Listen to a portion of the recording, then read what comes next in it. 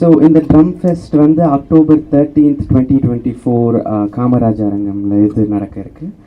And இதில் வந்து 6 drummer நான் சொன்ன மாதிரி. அதில் யாருன்னா ஃபர்ஸ்ட் இயர் ஒரு லெஜெண்டரி ட்ரம்மர், நாங்கள் இங்கே இருக்கிற ட்ரம்மர் எல்லாருமே who all we look up டுன்னு சொல்லலாம். ஸோ அவர் பேர் வந்து டேவ் வெக்கல். உலகத்திலேயே வந்து one of the best drummer அவரோட ஃபுட் ஸ்டெப்ஸ் தான் இங்கே இப்போ வாசிச்சுட்டு இருக்கிற மேக்ஸிமம் எல்லா ட்ரம்மரும் ஃபாலோ பண்ணுறோம். அண்ட் அவர் தான் எங்களுக்கு எல்லாருக்குமே இன்ஸ்பிரேஷன். ஸோ அவர் என்னோட குரோமேட்டிக் கிராமேட்டிக்ன்ற ஆல்பமில் 2 பாட்டு அவர் வாசிச்சிருக்காரு. அண்ட் இப்போ நான் அடுத்தது செலஸ்டியல்ஸ்னு ஒரு இந்தியன் ஃபியூஷன் ஆல்பம் நான் ஒன்று பண்ணிகிட்ருக்கேன். ஸோ அதுலேயும் ஒரு பாட்டு அவர் வாசிச்சிருக்காரு. ஸோ நான் இந்த மாதிரி ஒரே ஒரு மெயில் தான் பண்ணேன். ஒரு 5 to 6 months முன்னாடி ஒரு மெயில் பண்ணேன். சார் இந்த மாதிரி நான் ஒரு சென்னையில் ஒரு இந்த மாதிரி ட்ரம் ஃபெஸ்ட்டுன்னு ஒன்று பண்ண போகிறேன் ஃபார் த ஃபர்ஸ்ட் டைம், ரொம்ப பெருசாக. And instrumentalists and aspiring drummers, music lovers, music enthusiast and rhythm லவர்ஸ்க்காக ஒரு ஃபெஸ்ட் பண்ண போகிறேன். அதில் நீங்கள் வந்து ஃபர்ஸ்ட் டைமாக ஒரு ஆனர் மாதிரி பண்ணி நீங்கள் ஒரு பெர்ஃபார்மன்ஸ் பண்ணணும்னு கேட்டேன். உடனே அவர்கிட்ட இருந்து மெயில் வந்துச்சு, கண்டிப்பாக listen it will be my honour to come and play in your city and also for யூன்னு சொன்னார்.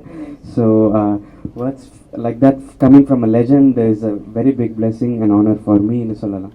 ஸோ அவர் சென்னை வர்றது நிறைய பேர் வெயிட் பண்ணிட்டு இருக்காங்க. And Egypt and Oman and Malaysia, சிங்கப்பூர்ல இருந்தெல்லாம் டிக்கெட் புக் பண்ணிட்டு இந்த ஷோக்கு வந்து பார்க்க ஆளுங்க வராங்க. ஸோ அந்த ஸ்டேஜே வந்து அதிர போகுதுன்னு நினைக்கிறேன். நாங்களும் ரொம்ப எக்ஸைட்டடாக இருக்கோம் அந்த ஷோ பார்க்கிறதுக்கு. ஸோ டேவ் வெக்கல் மட்டும் இல்லாமல் இந்தியாவிலேயே ஒன் ஆஃப் த பெஸ்ட் ட்ரம்மர்ஸான ஜீனோ பேங்க்ஸ்னு அவர் மும்பைலேருந்து வராரு. அண்ட் அப்புறம் நம்ம சென்னையில் மிகச்சிறந்த ட்ரம்மர்ஸ் சித்தார்த் நாகராஜன் அண்ட் என்னுடைய நண்பன் ஸ்டீவன் சாமியல் தேவசி. அண்ட் ரொம்ப ஒரு அண்டர் ரேட்டட் அண்ட் அமேசிங்கான ஒரு ட்ரம்மர். பட் அன்ஃபார்ச்சுனேட்லி அவருக்கு ரெக்கக்னிஷன் இல்லை. அவர் பேர் வந்து இலை. ஸோ அவரும் இந்த இதில் அவர் வாசிக்கிறாரு. ஸோ அவர் இந்தியாவிலே ஒன் ஆஃப் த பெஸ்ட் ட்ரம்மர்னு சொல்லலாம். ஆனால் பாவம் அந்த ரெக்கக்னிஷன் இல்லாததால் அவர் அவ்வளோவா வெளியில் வரல. ஸோ இந்த ஸ்டேஜ் அவருக்கு ஒரு பெரிய ஸ்டேஜாக இருக்கும்னு நாங்கள் நம்புகிறோம். நல்ல ஐடியா. ஆமாம், ஆல் தி வெரி பெஸ்ட். எங்களுக்காக ஒரு சின்ன பிட் நீங்கள் பெர்ஃபார்ம் பண்ணி கொடுத்தீங்கன்னா நாங்களும் என்ஜாய் பண்ணோம்னு நினைக்கிறேன். கண்டிப்பாக இன்றைக்கே நம்ம ஸ்டார்ட் பண்ணுவோம். இந்த ஷோ வந்து தம்பி வந்து ரொம்ப நாளாக அதை ட்ரம்ஸவே வாசிச்சுட்டு இருக்கிறதால அவனுக்கு ட்ரம்ஸ் மேலே எப்பயுமே ஒரு பெரிய ஒரு அன்பு இருக்கும் அவனுக்கு. அவன் இந்த மாதிரி இந்த குரோமேட்டிக் கிராமேட்டிக்னு ஒரு ஆல்பம் பண்ணும்போது வேர்ல்ட்ஸ் நம்பர் 1 ட்ரம்மர் டேவ் வெக்கல் அவரை வந்து வாசிக்க வச்சுருந்தான். அவர் ரொம்ப அன்பாக தம்பிக்கிட்ட ஒரு 3 இயர்ஸாக வந்துட்டு அவர் பழக்கம் இருந்துச்சு. ஸோ தம்பி சொல்லிட்டு இருந்தார், டாடி நம்ம ஊரில் வந்துட்டு இன்ஸ்ட்ருமெண்டலிஸ்ட்டுக்கு முக்கியமாக அவங்கள வந்துட்டு முன்னாடி கொண்டு வர்ற மாதிரி ஏதாவது ஒரு ஷோ நம்ம பண்ணணும். நிறைய பாட்டு சம்மந்தப்பட்ட விஷயங்கள் தான் நமக்கு இந்தியாவிலலாம் ஜாஸ்தியாக இருக்குது. சிங்கர்ஸ் இருந்தால் தான் அது ஷோன்ற மாதிரி ஆகுது. அப்படி இல்லாமல் இன்ஸ்ட்ருமெண்டலிஸ்ட்ஸ்க்கு வேல்யூ பண்ணணும். ஒரு பியானிஸ்ட்டு, ட்ரம்மர்ஸ், இந்த மாதிரி கிட்டாரிஸ்ட், இந்த மாதிரி சாக்ஸோஃபோன் பிளேயர்ஸ் இவங்களெல்லாம் வந்து முன்னாடி கொண்டு வரணும்னா நாம் ஏதாவது ஒன்று இனிஷியேட் பண்ணணும். எனக்கு அவ்வளோ கான்டாக்ட்ஸ் இருக்குது வேர்ல்டு ஃபுல்லாக. ஸோ டேவ் வெக்கலா சார் வந்து கண்டிப்பாக வருவார் நம்ம கூப்பிட்டா. ஃபஸ்ட்டு டு பிகின் வித் நான் என்ன இன்ஸ்ட்ருமெண்ட் ஆரம்பிச்சனோ என் கரியர், அதாவது நான் ட்ரம்ஸ் தான் ஆரம்பித்தேன் 2 வயசில். அப்போது அந்த மாதிரி ட்ரம்ஸை வந்து ஃபஸ்ட்டு இனிஷியேட் பண்ணலான்னா டேவ் வெக்கலை வர வைக்கலான்னு அப்படின்னு சொன்னாங்க. ஆனால் நாங்கள் ஒரு முக்கியமான ப்ராஜெக்ட் ஒன்று பண்ணிக்கிட்டு இருக்கோம். திருக்குறள்னு தம்பி சொன்ன மாதிரி திருக்குறள் ஒரு வருஷமாக நாங்கள் வந்துட்டு வெளியே எங்கேயும் போகாமல், எந்த கமர்ஷியல் ஷோஸும் ஒத்துக்காமல், எந்த வெளிநாட்டுக்கும் போகாமல் வீட்லேயே இருந்து இந்த திருக்குறளை வந்துட்டு முழுமையாக முடிக்கணும்னு சொல்லிட்டு அது குறளோடு சேர்த்து பொருளுக்கும் சேர்த்து டியூன் பண்ணி இது ஒரு குறளும் ஒரு பாட்டு மாதிரி கேட்கும்.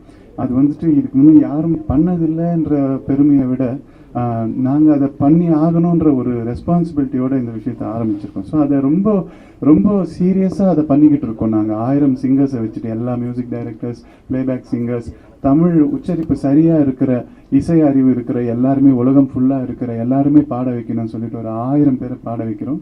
மிச்சம் 330 நானும் பையனும் மகளும் பாடுறோம்.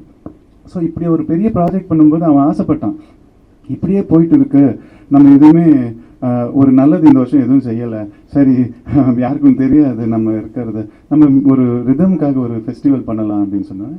இந்த சென்னை ட்ரம் ஃபெஸ்ட்டுன்னு சொல்லிட்டு அதை ப்ராப்பராக ரெஜிஸ்டர் பண்ணி அந்த நேம் டைட்டில் இனி வருஷம் இதை வந்துட்டு பண்ணிவிட்டு சென்னை ட்ரம் ஃபெஸ்ட்டில் வாசிக்கணுன்ற ஆர்வம் வந்து எல்லா ட்ரம்மர்ஸ்க்கும் வரணும். சின்ன பசங்க வந்து நானும் சென்னை ட்ரம் ஃபெஸ்ட்டில் வாசிக்கணும் அப்படின்ற ஒரு விஷயம் நடக்கணும். அப்படி தான் உலகத்தில் வந்து மியூசிக்கு வந்து ஜாஸ் ஃபெஸ்டிவல், இந்த மாதிரி வெஸ்டர்ன் கிளாசிக்கல் ஃபெஸ்டிவல் அப்படின்னு சொல்லி எல்லாத்துக்குமே ஃபெஸ்டிவல் வைப்பாங்க. நம்ம ஊரில் இப்போ தான் அது வந்துக்கிட்டு இருக்கு. அதுவும் மும்பை மாதிரி ஏரியாங்க, அதை சிட்டியில் கல்கட்டா மாதிரி அங்கே தான் மியூசிக்கெல்லாம் ரொம்ப வரவேற்கிறாங்க. இங்கே சவுத் இந்தியாவில் பெங்களூர் வரைக்கும் தான் அந்த விஷயங்கள்லாம் நடக்குது. அதுக்கு கீழே யாரும் வந்துட்டு இந்த மாதிரி நிகழ்ச்சிக்கு ஆடியன்ஸ் வந்துட்டு ட்ரம்ஸா அப்படின்ற மாதிரி சாதாரணமாக பார்க்குறாங்க. ஆனால் அப்படி இல்லை, இந்த நிகழ்ச்சியில் வாசிக்கணும், இது யார் கியூரேட் பண்ணுறது, அது அப்படின்னா ஒரு லிடியனா அப்படின்னு சொல்லிட்டு அப்படி ஒரு விஷயம் வந்து இது வந்து ஒரு பெரிய ஒரு அழகாக மியூசிக் வந்து டெவலப் ஆகணும், எவல்யூஷன் வரணும் அப்படின்றதுக்காக இந்த ஷோ வந்துட்டு நாங்கள் ஃபஸ்ட் டைமாக இனிஷியேட் பண்ணி நடத்துகிறோம். அதுக்கு தேவ் விக்கல் வர்றது வந்து எங்களுக்கு அவ்வளோ சந்தோஷம். ஏன்னா அவர் தம்பி சொன்ன மாதிரி தேவ் விக்கலுடைய ஃபுட் ஸ்டெப்ஸ் பார்த்து தான் நிறைய மியூசிஷியன்ஸ் அவர் மாதிரி வாசிக்கணும்னு நினச்சிட்டு இருக்கிறாங்க. ஸோ அவரே வந்துட்டு இந்த நிகழ்ச்சியை நடத்தும்போது எவ்வளோ பெரிய பெருமை சென்னைக்கு. இது பணத்துக்காகவோ ஒரு கமர்ஷியலுக்காகவோ ஒரு டிக்கெட் விற்கணுன்றதுக்காகவோ இது வந்துட்டு ஒரு இவங்கக்கிட்ட கொடுத்துட்டு பெருசாக ஆக்கணுன்றதுக்காகவோ கிடையாது. உண்மையாக சொல்ல போனால் எங்களுக்கு இது மியூசிக்கை தவிர இதை எப்படி நடத்தணும்னு கூட தெரியாது. February மாதம் ஆரம்பித்தது, ஹாலை புக் பண்ணோம் நாங்கள். ஆனால் செப்டம்பர் 30 கூட எங்களுக்கு என்ன பண்ணணும்னே தெரியாது.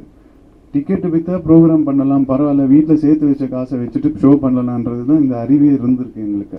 ஆனால் எல்லாரும் இப்போ வெல்விஷர்ஸ் எல்லாம் முன்னாடி என்ன இப்படி பண்ணுறீங்க, எவ்வளோ பெரிய பட்ஜெட்டு, என்ன நீங்கள் ஸ்பான்சரே வாங்காமல் என்ன பண்ணிக்கிட்டு இருக்கீங்க அப்படிலாம் கேட்குறாங்க.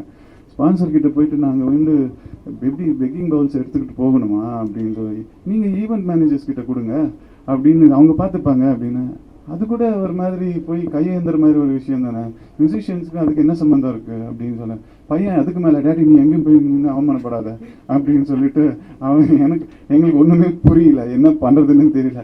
இப்போ நீங்கள் கேட்குற கேள்வி கூட இது எந்த மீடியா எடுக்க போகுதுன்னு சொல்கிறீங்க, எங்களுக்கு பதில் சொல்ல கூட தெரியல. இன்னும் யாரையாச்சும் அப்ரோச் பண்ணணுமான்னு தெரியல, ஒன்றும் புரியல. எங்கள் கிட்டே இருக்கிற காசை வச்சுட்டு செய்ய முடியும் நிகழ்ச்சி. எங்களுக்கு ஃபோக்கஸ் எல்லாமே அந்த மேடை, அந்த அழகாக அந்த எல்லாரும் 6 பேர் வாசிக்கணும், அதை எல்லாரும் ரசிக்கணும், அவ்வளோதான் அப்படின்ற மாதிரி தான் இப்போதைக்கு இருக்குது. இது யார் எடுக்க போகிறா, என்ன பண்ண போகிறா எதுவுமே தெரியாது. இந்த நிகழ்ச்சி அழகாக நடக்கணும்னு மட்டும் தெரியும். ஏன்னா நாங்கள் நம்புகிற மியூசிக் வந்து எங்களை மானத்தை காப்பாற்றும், அந்த நிகழ்ச்சி அழகாக நடத்தும், எல்லாருடைய சப்போர்ட் இருக்கும், இவ்வளோதான்.